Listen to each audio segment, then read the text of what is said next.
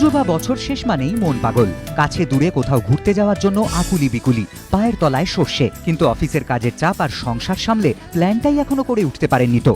চিন্তা করবেন না, আপনাকে দিশা দেখাতে এবারও হাজির ট্যুরিস্ট স্পট। এবার 8 বছরে পা।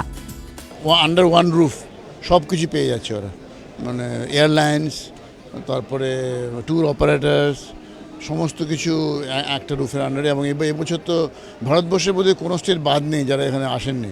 সো আমার মনে হয় পুজোর প্ল্যানটা এখানে এই ঘরে বসেই করে নেওয়া যাবে। শুক্রবার থেকে আনন্দবাজার পত্রিকার উদ্যোগে স্বভূমি রঙ্গমঞ্চে শুরু হলো পর্যটন মেলা। উদ্বোধন করলেন অভিনেতা আবির চট্টোপাধ্যায়।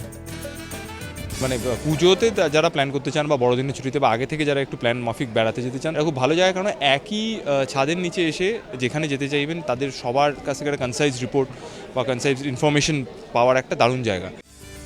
বিভিন্ন রাজ্যের পর্যটন বিভাগ থেকে বেসরকারি ট্যুর অপারেটর, ট্যুরিস্ট স্পটে এক ছাতার তলায় হাজির সবাই, যেখান থেকে বেছে নেওয়া যাবে মনের মতো ছুটির প্যাকেজ।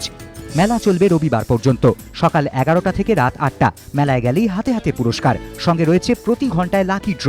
মেলায় বুকিং করলে বাড়তি ছাড় তো আছেই, উড়ানেও বিশেষ ছাড়ের সুযোগ দিচ্ছে একটি বিমান সংস্থা।